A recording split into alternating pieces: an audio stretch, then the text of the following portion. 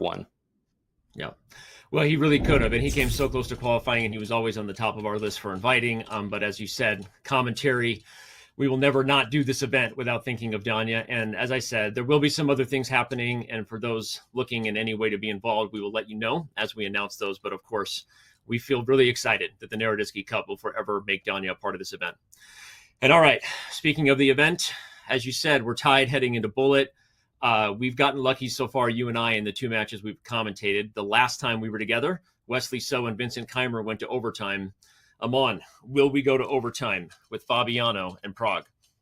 Well, history would tell me, Danny, that you have something to do with these overtimes. Don't say we got lucky. This is all you. I've been commentating a number of matches. I've seen blowouts, right? We've seen some really difficult first-round matchups for some of these players, but this one is an absolutely epic barn burner of a match. 7-7. Are we going to see overtime in this one? I hope so, because it's not just that it's an equal match that I'm excited to find out the winner. It's that truly the games we've watched have been so entertaining. This is not just draw, and no one can break through. This is actually probably some of the most wins that we've seen for an equal match. Yeah. I mean, we've definitely had a couple draws, but no, as you said that, I was racking my brain and thinking about the amount of decisive chess, the amount of lead changes we've had. I don't know how quickly we could pull up a stat like that, but this match has had as many lead changes as I can remember. So again, if you're just tuning in, where have you been? But lucky you, we have a thriller, and here comes the fastest portion of the SCC. Yeah, I'm really curious to see what happens in the Bullet portion. I was actually commentating with Eric in the previous match, and his closing thoughts as we round out the commentary for yesterday's show was that watch out for Pragg, because Eric played a match against him. So clearly, not only is he working on his Bullet, but he played him recently, and he was saying this Pragg guy is real scary in Bullet, probably more than people think.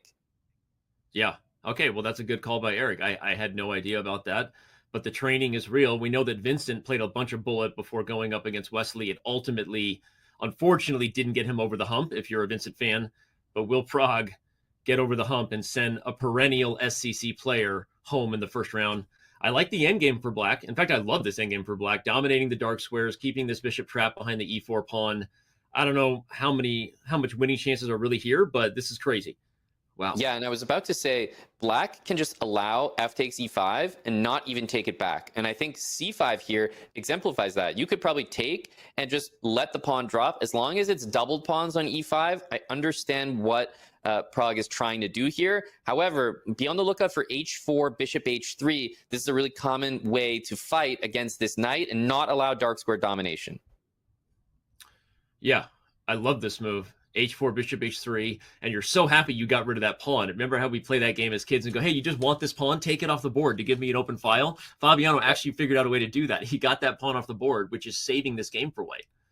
Yep, and he basically had to go into this liquidation here. So this is a nice job by Fabi, but I will say, even though the position has changed a little bit, I always prefer that knight to the bishop. Just you have to be a little bit more cautious as white, but okay, we are trending very, very equal here.